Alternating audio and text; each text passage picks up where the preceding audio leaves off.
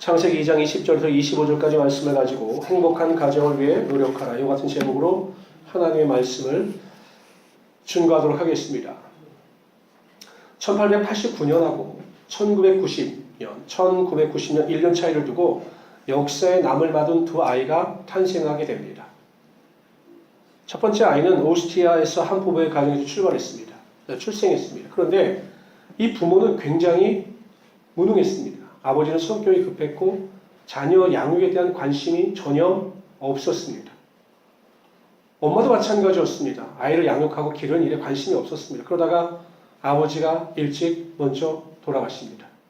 그럼 어머니가 이 아이를 소중하게 양육했어야 되는데 이 아이를 그냥 숙모에게 맡기고 도망갑니다. 이 숙모는 알코올 중독자였습니다. 제대로 양육될 리가 없지요. 그래서 이 어린아이는 적응을 못하다가 16살에 학교를 중퇴합니다. 학교를 중퇴하고 방황하다가 나이가 되어 군대에 들어갔습니다. 1차 세계대전이 터집니다. 그때 전쟁에 참석했다가 돌아오죠. 그래서 그는 꿈을 꿉니다. 전쟁에 참석해보니, 전쟁에 가보니 나에게도 뭔가 나라를 위해서 할 수 있는 일이 있겠다라고 생각하여 정당에 들어가게 되고 워낙 연설하는 일에 뛰어난 재능이 있었기 때문에 그가 연설할 때 수많은 사람들이 그를 주목했습니다. 그리고 독일의 총리가 됩니다. 2차 세계대전을 일으키고 많은 민족에 큰 아픔을 주었습니다. 유대인 600만 명을 학살하고 수많은 소련인들이나 외국 사람들을 죽였습니다. 누구냐면 아돌프 히틀러입니다. 결국 2차 세계대전에서 참패하고 지하 방공호에서 56살의 나이에 자살로 생을 마감합니다. 1990년 1년 뒤에 아돌프 히틀러가 태어난 지 1년 뒤에 미국 텍사스 주의 도시에서 한 아이가 탄생합니다. 아버님과 어머님 모두가 독실한 크리스천이었습니다. 사랑으로 자녀를 양육합니다. 좋은 환경에서 자녀를 양육하기 위해서 캔사스라고 하는 시로 전원도시로 이주하여 이 아이를 하나님의 사랑으로 양육합니다. 아버지는 그 아들에게 끊임없이 이야기합니다. 얘야, 사람이 아니라 하나님을 두려워하는 사람이 되거라. 그러면 하나님께서 너를 기억하실 것이다. 어머님은 자장가를 대신하여 기도로 이 아이를 양육했습니다. 어느덧 나이가 되어서 웨스트포인트 미국 육군사관학교에 들어가게 되고 이 사람도 세계 2차 대전에 동참하게 됩니다. 아돌프 히틀러에 맞서서 전쟁을 하게 되고 결국 큰 승리를 거두게 됩니다. 후에 이 사람이 미 합중국의 위대한 대통령이 되었습니다. 아이젠하워 대통령입니다. 80살, 1969년까지 80살의 나이까지 장수하다가 많은 사람들의 축복 속에 아쉬움 속에 죽음을 맞이하게 됩니다. 그 죽음을 지켜보면서 많은 사람들이 큰 위로를 받기도 했고 그의 삶을 다시 한번 되새기게 되었습니다. 아돌프 히틀러와 아이젠하워의 인생을 갈라놓은 차이점이 무엇일까요? 여러 가지 요인이 있겠지만 가장 큰 차이는 바로 가정입니다. 가정의 차이가 이들의 운명의 차이를 만들어 놓은 것입니다. 어떠한 가정에서 어떠한 부모 밑에서 자랐느냐에 따라서 한 사람은 인류에 해악을 끼치는 삶을 살다가 자살로 불행한 삶을 마감하게 되었고 한 사람은 인류에게 유익을 주는 삶을 살다가 사람들의 축복 속에서 생을 마무리했던 것입니다. 이처럼 가정은 중요합니다. 한 인생의 삶을 좌우할 정도로 가정의 가치는 중요합니다. 여러분 어떤 아내, 어떤 남편, 어떤 부모를 만나느냐에 따라 한 개인의 일생이 결정되어지고 삶의 가치의 질이 결정되어지는 겁니다. 여러분 오늘 본문에 나오는 천지창조에 나오는 이 가정의 탄생을 보면 하나님께서 원래 가정 자체는 행복하게 창조하셨습니다. 하나님께서 아담, 남자의 갈비뼈를 취하여 하와 여자를 만드셨습니다. 그렇기 때문에 여자의 기원은 누구입니까? 남편입니다. 지아비입니다. 그런데 여러분 보십시오. 아담의 갈비뼈를 취하여 아내를 만들었습니다. 아담이 하와를 보는 순간 뭐라고 감탄합니까? 내 뼈 중에 뼈요, 살 중에 살이다 라고 감탄합니다. 이처럼 행복했던 가정에 죄가 들어오지요. 죄가 들어옴으로 말미암아 그 첫째 아들인 가인이 둘째 아들인 아벨을 살인합니다. 행복했던 가정이 불행한 가정으로 완전히 뒤바뀌어버리고 마는 것이죠. 인간의 삶에 죄가 들어오므로 하나님께서 창조하셨던 가정의 질서는 파괴되어지고 이 가정이 행복해야 되는데 많은 사람들이 가정으로 인하여 상처를 받기도 하고 어려움에 빠지기도 합니다. 예수 믿는 성도들이라고 예외일까요? 아닙니다. 저는 수많은 목사님들과 만나면서 가정 문제로 고민하고 갈등하는 분들을 많이 만났습니다. 한 목사님이 저에게 와서 이야기를 합니다. 요즘에 내가 시험이 드는 성도가 하나 있다고. 예배 때마다 졸고 교회는 늦게 나오고 어떤 날은 교회 안 나와서 신방하면 늦게까지 게임하다가 지금 일어나서 교회 못 간다고. 내가 이 성도 때문에 시험에 들어서 목회를 못하겠다고 저에게 하소연을 합니다. 누구냐고 물어봤더니 아들이랍니다. 목사님의 아들이 가장 목사님을 힘들게 하더라는 거죠. 여러분, 가정의 행복을 위해서 우리가 단지 기도만 한다고, 열심히 예배만 드린다고, 하나님의 일에 열정적으로 헌신한다고 해서 저절로 가정이 행복해지는 것은 아닙니다. 오히려 잘못된 열심으로 인해서 가정이 파괴되거나 가정에게 있어 자녀들에게 큰 상처를 안겨주기도 하는 것입니다. 그러므로 우리가 행복한 가정을 이루어 나가기 위해서는 우리가 무엇을 배워야 하는가에 대하여 올바로 깨닫고 우리가 가정 안에서 세심하게 그 실천사항을 실천해 나갈 때 가정이 행복해질 수 있게 되는 것입니다. 네, 여러분, 오늘 제가 설교를 해서 여러분 들으면 아시겠지만 몰라서 못하는 것이 아니라 알매도 불구하고 실천을 하지 못하기 때문입니다. 가정이 행복해야 교회가 행복합니다. 가정이 행복하지 않으면 절대로 교회 생활은 행복할 수가 없습니다. 그래서 오늘 말씀을 통해서 우리 모든 성도의 가정이 행복한 가정으로 변화되시기를 주님으로 축원합니다. 첫 번째로 행복한 가정을 만들어가기 위해서 부부간에 필요한 것이 무엇인가에 대해 살펴보도록 하겠습니다. 성경에서 부부간의 관계를 올바로 설명해주고 있는 성경이 바로 에베소서입니다. 여러분, 이 골로새서와 에베소서는 기독론입니다. 즉 예수 그리스도가 누구인가, 이것이 골로새서와 에베소서의 핵심이에요. 그래서 이 두 서신서를, 두 성경을 쌍둥이 서신이라고 이야기합니다. 그런데 이 골로새서가 강조하는 것은 무엇이냐면 예수 그리스도입니다. 교회의 머리 대신 예수 그리스도. 에베소서가 강조하는 것은 무엇이냐? 예수님의 지체인 성도에 대해서 강조하는 겁니다. 그러면서 에베소서에는 구체적으로 성도로서의 합당한 삶을 살아가기 위하여 무엇이 필요한 것을 자세히 설명하는데 그 중에 하나가 이 가정 문제입니다. 이 가정에서 부부가 어떻게 할 것인가에 대해서 말씀하시는데 이상하죠? 먼저 아내들에 대해서 명령을 하십니다. 다 같이 읽어봅시다. 시작. 이는 남편이 아내의 머리됨이 그리스도께서 교회의 머리됨과 같음이니 그가 바로 몸의 구주시니라. 그러므로 뭐라고 이야기합니까? 복종하라. 아내들은 남편에게 복종하라. 이 말이 마음속에 깊이 와닿으시는 우리 아내분들만 아멘 해보시기 바랍니다. 지혜자매님은 복종하십니까? 근데 여러분 기억하시죠? 에베소서에서 강조하는 복종이란 어떤 독재주의 국가에서 절대 권력을 가진 자에게 두려워해서 어쩔 수 없이 그 말이나 행동에 순복하는 이 복종이 아닙니다. 여기서 말하는 복종이란 가정 안에서 질서를 세우기 위해 남편으로서의 권위를 인정해주고 존경하며 존중해주라는 의미입니다. 물론 아내들 입장에서 보면 참으로 답답할 수 있습니다. 왜냐? 아무리 눈 씻고 봐도 정말 노력하려고 해도 존경할 것이 없을 수도 있기 때문이죠. 여러분, 어느 언론사에서 가정의 달을 맞이해서 남편과 아내들에게 앙케이트 조사를 하는 적이 있습니다. 그 앙케이트 조사의 첫째 덕목이 무엇이었냐면 이것입니다. 남편의 어떤 면을 칭찬하시겠습니까? 라고 물었습니다. 남편의 어떤 면을 칭찬하시겠습니까? 라고 물었습니다. 뭐가 1등했을까요? 뭐가 1등했을까요? 지선자매님 만약에 뭘 칭찬하실 것 같습니까? 가만히 있는 거예요? 그건 등수에 없는데? 뭘 칭찬하실 것 같아요? 우리 아까 희선 자매님 밥 잘 먹는 거 칭찬하셨고, 지혜 자매님 뭘 칭찬하실 것 같아요? 내 말을 잘 따르는 거. 그래요? 그것도 없는데? 3위가 성실해요. 2위가 착해요. 67%의 아주 압도적인 지지를 얻은 1위가 뭔지 아세요? 남편이 어떤 걸 칭찬하시겠습니까? 1위. 없어요.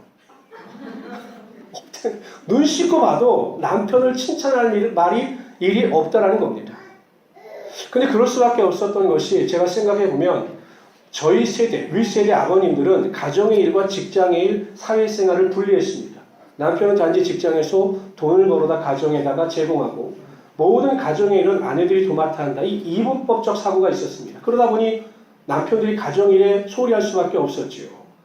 근데 요즘에 많이 바뀐 것 같습니다. 남편들이 가정의 일을 많이 도와주고 또한 자녀 양육에도 많이 동참하는 경우가 많이 있습니다. 근데 여러분, 성경은 남편을 존경하는 일에 대해서 조건을 제시하지 않습니다. 칭찬할 만한 거리가 있어서 무엇을 잘해줘서가 아니라 하나님께서 우리에게 요구하시는 남편에 대한 존경은 가정의 가장으로서 가정의 질서를 세워가기 위하여 남편으로서 존중하고 남편의 권위를 인정해 주라는 것입니다. 아무리 눈치껏 봐도 존경할 게 없어요. 칭찬해 줄 것이 없습니다. 그러나 하나님께서 내 남편, 내 아이의 아버지로 가장의 가장으로 세워주셨사오니 내가 그 남편과 그 아이의 아버지를 존중하고 존경하겠다. 이렇게 마음가짐을 가져야 한다는 것입니다. 제가 몇 가지 실천사항을 말씀을 드리겠습니다. 남편들이 아무리 쓸데없는 소리를 해도 절대 아내들은 또 그 소리 한다라고 핀잔을 주지 마시기를 바랍니다. 남사들은 쓸데없는 소리를 해도 그 이야기를 끝까지 다 들어주시기 바랍니다. 똑같은 소리를 해도 매일 반복하는 소리를 해도 당신은 고장난 녹음기야 왜 맨날 똑같은 소리만 해? 이렇게 핀잔을 주지 마시고 남편이 무슨 말을 해도 그 말의 반응을 보이고 그 말을 마치 처음 듣는 것처럼 리액션을 잘해 주시길 바랍니다. 여러분, 왜 남편들이 아내들에게 그렇게 말을 많이 할까요? 아내가 내 편이라고 생각하기 때문에 말을 하는 겁니다. 어디 나가서 그렇게 쓸데없는 이야기를 많이 할 리가 없습니다. 아내가 내 편이라고 생각하기 때문에 내 마음속에 있는 이야기를 많이 하는 겁니다. 그러므로 남편들이 무슨 말을 하든지 간에 쓸데없는 말을 한다고 중간에 끊지 마시고 매일매일 똑같은 말을 들어도 매일매일 그 말을 처음 듣는 것처럼 놀라운 리액션을 발휘해 주신 우리 성도들이 되시길 바랍니다. 그러면 남편들이 기가 사는 거죠. 둘째, 실수를 하고 실패를 해도 절대 아내 입에서 야, 이 인간아, 네가 하는 일이 그렇지 이런 말을 절대 하지 마시길 바랍니다. 그러면 두 번 다시 무슨 일을 하려고 들지 않을 겁니다. 실수나 실패 앞에서 오히려 남편을 칭찬해주고 당신은 반드시 다시 일어설 거야 라고 인정해 주시기 바랍니다. 그러면 남편은 다시 일어서게 되어 있습니다. 직장에서 진급을 못하는 남편을 보고 한 아내가 이렇게 이야기합니다. 어떻게 남자가 능력도 없어서 매일 그 자리에 있느냐고. 10년이 지나도 언제나 똑같은 그 직분을 가지고 일을 하느냐고 라고 계속 남편에게 핀잔을 주었습니다. 어느 날 남편이 직장에 사표를 집어던지고 나중에는 알코올 중독자가 되었습니다. 다른 아내는 진급을 못하는 남편을 보면서 이렇게 이야기합니다. 아니, 어떻게 회사가 당신 같은 인재를 못 알아보고 진급을 시키지 않아? 그런 회사는 다닐 필요가 없으니까 당신 나와. 그리고 내가 당신 하나 먹여 살리지 못하겠어? 다른 직장 알아봐. 그러면 될 거야. 라고 위로를 해주었습니다. 남편은 다시 이를 악물고 일을 하기 시작합니다. 그리고 마침내 그 회사의 사장이 되었습니다. 여러분, 바보 온다를 훌륭한 장수로 만든 사람은 누굽니까? 평강공주입니다. 바보 평강공주를 훌륭한 왕비로 만든 온달은 없습니다. 그렇잖아요. 어제 역사 보세요. 평강공주가 바보였는데 온달이 나타나서 열심히 뒷바라지해서 바보 평강공주를 훌륭한 왕비로 만들어 이런 이야기는 없습니다. 항상 역사를 보면 바보 같은 남편들을 지혜로운 아내들이 훌륭한 남편으로 만들었다고 하는 이야기가 많이 있습니다. 아무리 보잘것없어 보여도 절대로 남편을 비난하거나 조롱하거나 멸시하거나 그런 어리석은 행동을 하지 않는 우리 지혜로운 아내들이 되시기를 주님으로 축원합니다. 만약에 정말 우리 남편이 왜 저럴까 이런 생각이 들 때는요. 아무 말도 하지 마시고 그 남편을 위해서 더 열심히 최선을 다하여 기도해 주시기를 바랍니다. 세 번째, 아이들 앞에서 남편의 권위를 무시하는 말이나 행동을 하지 마시기 바랍니다. 저는 이 세상에서 가장 지혜롭지 못한 아내와 엄마는 바로 아이들 앞에서 남편을 무시하거나 멸시하는 분입니다. 그냥 화가 난다고 해서 아이들 앞에서 그냥 남편을 무시하고 네 아버지가 왜 저러는지 모르겠다. 네 아버지는 형편없는 사람이다. 이렇게 말을 하지 말라는 겁니다. 그럼 아이들이 아버지를 어떻게 생각할까요? 엄마가 말하는 대로 아이들은 아버지를 생각합니다. 남편의 권위가 세워지겠느냐라는 거죠. 안 세워집니다. 아무리 속상하고 마음이 아파도 절대 아이들 앞에서 남편을 조롱하거나 멸시하거나 비난하는 말을 하지 마시기를 바랍니다. 여러분, 우리가 창세기 27장에 보면 이삭이 에서에게 이런 말을 합니다. 에서야, 너가 가서 사냥을 하고 그 고기를 잡아와 맛있는 요리를 만들어주면 내가 너에게 축복을 해주겠다 이야기합니다. 이 이야기를 리브가가 들어요. 근데 리브가는 무엇을 들었냐면 하나님께서 큰 자가 작은 자를 섬길 것이다 라고 하는 분명한 하나님의 음성을 들었습니다. 남편은 지금 잘못 행하고 있는 겁니다. 하나님의 의도는 야곱에게 있는데 자꾸 에서를 편애하니 리브가는 속이 상했죠. 그러면 남편이 에서에게 그런 말을 했을 때 남편에게 찾아가 당신의 말이나 행동이 잘못되었다 라고 지적하거나 하나님의 뜻을 더 강력하게 주장했으면 되는데 리브가는 그것을 행하지 않고 남편을 속일 생각을 합니다. 그래서 야곱하고 두 사람이 같이 남편을 속이지 않습니까? 아니 그 아들과 같이 합작을 해서 남편을 속일 일이 아니다라는 거죠. 나중에 속의 목적은 이룹니다. 야곱이 그 이삭의 축복을 받지만 어떤 일이 벌어집니까? 에서가 야곱을 죽이려고 하니 야곱을 떠나보내야 하는 가정의 불행이 일어나고 말았던 것입니다. 저는 우리 모든 성도님들이 어찌하든지 자녀들 앞에서 남편을 높이고 남편을 칭찬하는 지혜로운 아내들이 되시기를 주님으로 축원합니다. 여러분 자녀들 앞에서요 항상 그 이야기 해주세요. 아무리 그래도 너희 아버지처럼 훌륭한 사람이 없다. 너희 아버지처럼 가정을 위해서 애쓰는 사람이 없다. 너희 아버지처럼 우리 가정을 사랑하는 사람이 없다. 라고 자꾸 아이들 앞에서 남편을 높이고 남편을 칭찬해주면 그 하나님의 권위가 남편에게 임함으로 그 입술로 고백하고 시인한 대로 그런 남편이 가정에 세워지게 되는 것입니다. 이런 지혜로운 아내들이 되시기를 주님으로 축원합니다. 왜 갑자기 분위기가 무거워지십니까? 아내들이? 왜 갑자기 무거워지십니까? 두 번째는요. 행복한 가정을 만들기 위해서 남편들에게 말씀하시는데 이상하죠. 아내들에게 말씀하시는 그 명령은 간단하고 명료합니다. 그런데 남편들에게 말씀하시는 내용은 굉장히 길어요. 남편들이 말을 안 들으니까 다 같이 읽어봅시다. 시작. 그 교회를 위하여 자신을 주신같이 하라. 이는 물로 씻어 말씀으로 깨끗하게 하사 거룩하게 하시고 자기 앞에 영광스러운 교회로 이런 것들이 없이 거룩하고 흠이 없게 하라 하십니다. 이와 같이 남편들도 자기 아내 사랑하기를 자기 자신과 같이 알지니 자기 아내들을 사랑하되 어떻게 사랑하라고 하셨습니까? 첫 번째는 그리스도께서 교회를 사랑하시고 교회를 위하여 자신을 주신 것 같이 사랑하라고 하셨습니다. 이게 무엇입니까? 예수님께서 교회를 위하여 자신의 생명을 내어주셨습니다. 십자가에 몸찢겨 피 흘려 돌아가심으로 우리를 구원하여 주시고 교회를 세워주신 겁니다. 그러니까 아내를 사랑하는데 어떻게 사랑해야 합니까? 목숨을 바쳐 죽기까지 사랑하라는 겁니다. 그렇게 사랑하실 수 있습니까? 신석공 안수 집사님? 사랑하실 수 있으시겠습니까? 아침에 봉장로님은 그렇게 사랑하지 못한다고 분명히 선포하셨습니다. 어떻게 솔직히 저도 장담 못합니다. 어떻게 제 생명을 바쳐 아내를 사랑할 수 있겠습니까? 내가 더 소중한데. 힘들어요. 그런데 그런 마음을 가지고 살아가라는 겁니다. 두 번째 보십시오. 아내 사랑하기를 자기 자신과 같이 하라고 하였습니다. 아내를 자기 자신과 같이 사랑하게 되면 아내가 곧 나입니다. 아내의 고통이나 수고로움이 곧 내가 되는 것이고 아내의 슬픔이 곧 나의 아픔이 되는 겁니다. 그게 우리에게 원하시는 아내를 향한 하나님의 명령입니다. 아내를 내 몸과 같이 사랑하라. 그런데 남편들과 달라서 아내들은 남편의 말 한마디에 모든 수고를 다 잊어버립니다. 제가 이렇게 아내들과 상담해보고 이렇게 이야기를 해보면 아내들은 큰 것을 원하는 것이 아닙니다. 물론 제일 원하는 것은 현찰이긴 하지만 그래도 아내들이 원하는 게 큰 게 아니더라고요. 말 한마디만 잘해주면 아내들은 그 말을 힘입어 큰 위로와 기쁨을 얻게 됩니다. 한번 체크해 보십시오. 얼마나 말을 잘하나. 아내들에게 미안해 라고 하는 말을 잘하시길 바랍니다. 여보, 나 같은 사람 만나서 정말 고생시킨 것 미안해. 두 번째, 고마워 라는 말입니다. 당신 나와 이렇게 함께 살아줘서 너무 고마워. 세 번째, 우리 자녀들을 이렇게 잘 키워줬고 헌신해줬어. 정말 당신 수고했어. 이 말을 많이 하시길 바랍니다.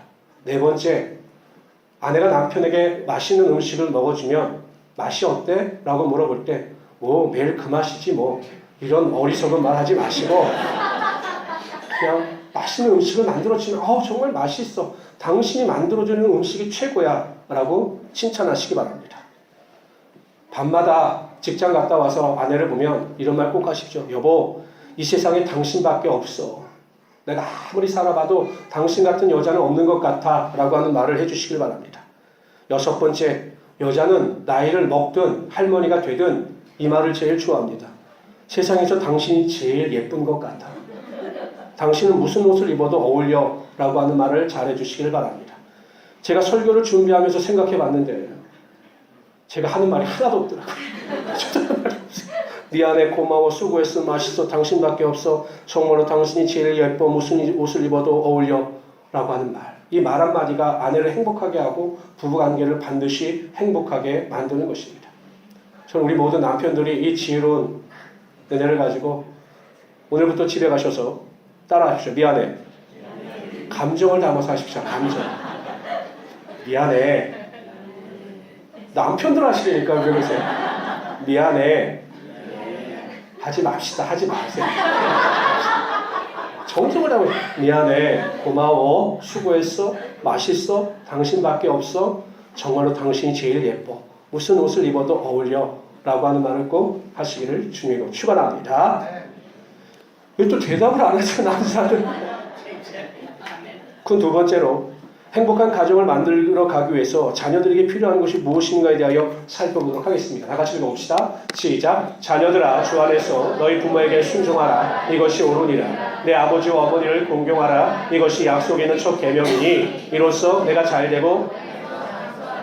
우리 기독교는 효의 종교입니다. 10계명을 보면 1계명부터 4계명은 대신관계, 하나님과의 관계에 대해서 명령하십니다.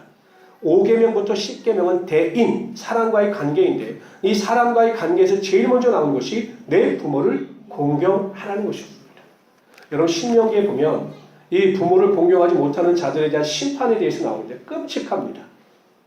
제가 성경 말씀을 읽어드리겠습니다.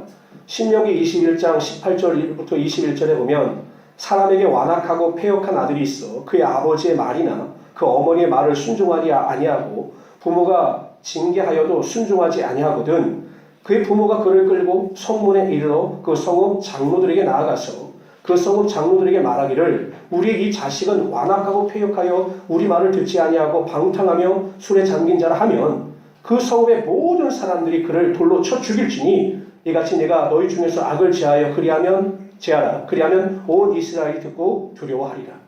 부모의 말을 듣지 않는 자들은 어떻게 했습니까? 돌로 쳐 죽였습니다. 그러니 여러분 자녀들이 얼마나 두려운 마음을 가지고 부모에게 잘했겠습니까? 이것이 우리 기독교가 강조하는 부모에 대한 효의 핵심인 겁니다. 예수님께서도 마찬가지셨습니다. 예수님께서 이 땅에 오신 목적에 대해서 말씀하시기를 이렇게 말씀하십니다. 요한복음 4장 34절에 보면 예수께서 이르시되 나의 양식은 나를 보내신 이의 뜻을 행하며 그의 일을 온전히 이루는 이것이니라. 예수님의 양식이 무엇입니까? 하나님의 뜻을 이루는 것입니다. 하나님의 뜻을 이루는 것은 십자가에 달려 우리의 모든 죄를 담당하시고 돌아가신 일이었습니다. 본인에게는 끔찍한 일이었습니다. 그래서 겟세마네 동산에서 기도하십니다. 할 수만 있거든 이 잔을 내게서 옮기시옵소서. 그러나 나의 원대로 마옵시고 아버지의 원대로 되기를 원하나이다. 그러나 예수님께서는 하나님의 명령에 순종하셨습니다. 그리고 십자가에 달려 돌아가셨습니다. 저는 우리 모든 성도님들이 철저하게 부모님의 말씀의 권위에 순종하시고 부모를 공경하시는 우리 귀한 성도들이 되시기를 주님의 이름으로 축원합니다. 여러분 부모님들 스스로가 난 내 자녀에게 존중받고 있다, 존경받고 있다라고 하는 마음 그것을 느껴야 정말 하나님께서 그 가정을 축복하시고 은혜와 능력 가운데 이끌어 주시는 겁니다. 세 번째로 여러분 행복한 가정을 만들어가기 위해서 부모님들에게 필요한 것이 무엇인가에 대하여 살펴보도록 하겠습니다. 읽어봅시다. 시작.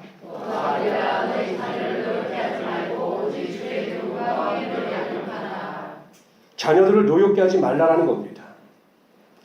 부모 교육에 있어 핵심은 부모들이 가져야 될 가장 중요한 마음가짐의 핵심은 자녀는 내 소유가 아니라는 것입니다. 자녀들은 내 소유가 아니에요. 부부가 사랑을 해서 자녀를 출산합니다. 그러면 부모들은 이 아이가 내 것이라고 생각을 합니다. 이것이 잘못됐다는 거죠. 성경 전체에서 내 것은 아무것도 없습니다. 하나님은 대상급입니다. 하나님께서 우리에게 주신 선물입니다. 그렇기 때문에 우리에게 주신 이 선물을 내 뜻대로 내가 원하는 방식대로 양육하고 키우는 것이 아니라 하나님께서 기뻐하시고 원하시는 방법대로 자녀들을 양육해야 하는 것이죠. 왜 부모와 자녀가 갈등이 일어납니까? 저도 이렇게 가만히 생각해 보면 우리 아들하고 의견이 충돌될 때가 언젠가면 내 방식대로, 내가 생각하는 대로, 내가 경험한 대로 사회의 통념을 쫓아 우리 아들에게 무엇인가 강요하려고 하면 꼭 갈등이 일어납니다. 하나님께서 자녀들을 이 땅에 보내주셨을 때는 나름대로 그들이 살아갈 길과 방향을 알려주셨고 그것을 부모가 깨달아 그 길로 자녀를 인도해야 하는 것입니다. 오늘 성경에 보면 주의 교훈과 훈계로 양육하라는 거죠. 하나님의 말씀 안에서 하나님의 말씀을 쫓아 믿음을 가르치라는 것입니다. 그런데 이 믿음을 가르치고 하나님의 말씀대로 양육하는 것이 아니라 자꾸 사회의 통념을 쫓아 부모의 욕심대로 자녀를 키우려고 하니까 문제가 발생하게 되고 자꾸 부모의 인생을 자식의 인생에 투영하는 겁니다. 나는 그렇게 못 살았으니까 너는 이렇게 살아야 돼. 내 인생을 자녀에게 투영을 합니다. 그리고 그렇게 살아가기를 자녀에게 강요하니 자녀들이 힘든 것 아니겠습니까? 저도 마찬가지더라고요. 저도 그 고등학교 때나 이럴 때 제가 하지 못했던 거에 대한 어떤 아쉬움이 있으면 그것을 자녀들이 자꾸 강요하는 그런 습관이 때로 나타날 때가 있더라고요. 왜냐? 자꾸 내 소유라고 생각하기 때문에. 자녀는 절대 내 소유가 아닙니다. 하나님의 것이고 자녀들을 양육할 때에는 반드시 하나님이 주시는 교훈과 훈계로 양육해야 하는 것입니다. 먼저 자녀들에게 가장 중요한 것은, 자녀들을 위해서 가장 중요한 것은 부모의 기도입니다. 부모의 기도. 여러분, 내 방식대로 자녀를 키우려고 하지 말고 주의 훈계와 교훈으로 키우려고 하려면 정말 자녀들을 위하여 눈물을 흘리는 기도가 있어야 하는 것이죠. 낙타 무릎과 같이 무릎을 꿇고 자녀를 위하여 애쓰고 힘쓰며 간절히 기도할 때 그 눈물의 기도를 통해서 자녀의 삶에 하나님의 은혜와 축복이 반드시 임하게 되는 것입니다. 농작물들은 농부의 발자국 소리를 듣고 자라난다고 합니다. 그러니까 부지런히 농부들이 가서 농작물을 보살필 때 이 농사가 잘 되는 거죠. 자녀들은요, 부모의 기도 소리를 듣고 자라나게 되어 있는 것입니다. 우리가 얼마나 자녀를 위하여 눈물을 흘리며 무릎 꿇고 기도하느냐, 그 영혼을 사랑으로 감싸며 하나님께 기도하느냐에 따라서 그 기도 소리를 듣고 하나님께서 그의 삶에, 자녀의 삶에 하나님의 놀라운 축복이 임하게 하여 주신다는 거죠. 저는 분명히 말씀드리지만요, 성경에도 나와 있지만 저는 제 목회자 동기들이나 목사분들을 통해서 정말 많이 경험합니다. 제 주변에 보면요, 할아버지, 그러니까 조부모, 부모, 이 3대가 예수를 믿는 가정에서 태어난 목회자들은 그 목회가 평탄합니다. 그 목회자가 똑똑하고 잘나느냐 이거에 상관없이 그 목회 길이 평탄합니다. 왜 그럴까요? 얼마나 그 할머니와 할아버지가 또는 어머니와 아버지가 그 아들과 손자를 위해서 기도했느냐라는 것이죠. 눈물을 흘리며 기도했기 때문에 하나님께서 그 눈물 흘린 기도를 통해서 그 손자와 아들의 목회 가운데 하나님의 놀라운 은혜와 능력이 나타나게 하여 주시는 겁니다. 저는 우리 모든 성도님들이 인간의 생각과 방법으로 자녀를 양육하려고 하지 마시고 먼저 자녀를 위하여 눈물을 흘리며 매일 하나님께 간절히 기도하심으로 내가 내 자녀를 키우는 것이 아니라 하나님께서 내 자녀를 양육하시는 하나님의 놀라운 기적을 맛보시는 우리 귀한 성도들이 되시기를 주님으로 축원합니다. 반드시 자녀를 위하여 기도하면 자녀를 위한 기도는 헛되지 않습니다. 그 부모의 기도대로 반드시 하나님의 능력이 나타나게 되어 있는 것입니다. 그러면서 제가 몇 가지 또 중요한 것을 여러분들에게 말씀해 드리겠습니다. 삶에 필요한 것들입니다. 이것은 부모가 결단하고 자녀들을 가르쳐야 합니다. 첫째, 성도들은 자녀들에게 남을 배려하는 것을 분명히 가르쳐야 합니다. 나의 행동이 다른 사람들에게 피해가 가지 않도록 엄하게 가르쳐야 합니다. 이것은 교육입니다. 이건 믿음이나 은혜가 아니라 교육입니다. 어렸을 때부터 자녀들에게 이러한 행동을 하면 이러한 행동이 다른 사람에게 피해가 간다는 사실을 끊임없이 주지시키고 그렇게 하지 말도록 때로는 엄하게 가르쳐야 합니다. 그럼 그 교육이 반드시 자녀들에게 학습이 되어서 남들에게 피해를 끼치는 행동을 절대 하지 않을 겁니다. 여러분, 이 시대 문제가 뭡니까? 부모들이 안 가르쳐요. 어떤 행동을 하면 이것이 타인에게 피해가 된다는 사실을 전혀 아이들에게 가르치지 않습니다. 제가 요즘에 깜짝깜짝 놀라는 것은 저희 3층에 PC방이 있습니다. 그럼 아이들이 엘리베이터를 타고 올라오면서 아무데나 침을 뱉어요. 아무데나 침을 뱉고 그 비닐되어 포장을 다 찢어버립니다. 아니, 그렇게 하면 기분이 좋아질까요? 최근에 부모님들이 학교에서 그러한 배려심을 가르치지 않았기 때문입니다. 너만 잘 되면 된다. 너만 행복하면 된다. 개인주의를 지나치게 강조했기 때문에 어린 자녀들에게 예의나 배려심이 전혀 없는 겁니다. 두 번째, 예수 믿는 성도들은 예배의 태도에 대해서 분명히 가르쳐야 합니다. 아이니까, 어리니까. 아닙니다. 여러분, 사무엘이 엘리 제사장에게 나간 나이가 몇 살인 줄 아십니까? 3살이에요, 3살. 저 때 나이면. 3살 되었을 때 사무엘이 엘리 제사장에게 인계되었어요. 부모와 떨어져서 엘리 제사장에게 인계되어서 그 대성전에서 성전에서 봉사하면서 살았습니다. 그럼 3살 이상 나이면 충분히 인지할 수 있는 나이 아니겠습니까? 그때부터 예배를 가르치고 예배가 소중하고 거룩한 것이다, 엄숙한 것이다 라는 것을 분명히 가르치면 아이들은 인식하게 되어 있습니다. 부모 스스로가 안 된다고 생각하니까 그런 건 아니겠습니까? 아이들에게 반드시 예배를 가르쳐야 합니다. 예배는 하나님께 드리는 것이고 거룩한 것이고 하나님을 영화롭게 하는 것이다라는 것을 분명히 가르쳐야 합니다. 그런 그 예배를 통해서 아이들이 성장하고 성숙해지게 되는 것입니다. 세 번째, 물질의 태도에 대해서 분명히 가르쳐야 합니다. 물질은 내 것이 아니라 하나님의 것임을 분명히 가르쳐야 합니다. 11조, 감사헌금 등에 대해서 정말로 철저히 가르쳐야 합니다. 물질의 주인이 하나님인 것을 깨닫게 하기만 하면, 그래서 하나님께 온전한 물질의 삶을 살아가게 되면 하나님께서 그 자녀의 삶을 반드시 책임져 주실 것입니다. 저는 우리 귀한 성도님들이 이러한 지혜와 능력을 가지고 자녀를 양육하며 자녀를 위하여 눈물을 흘리며 살아가시는 하나님의 귀한 성도들이 되시기를 주님으로 축원합니다.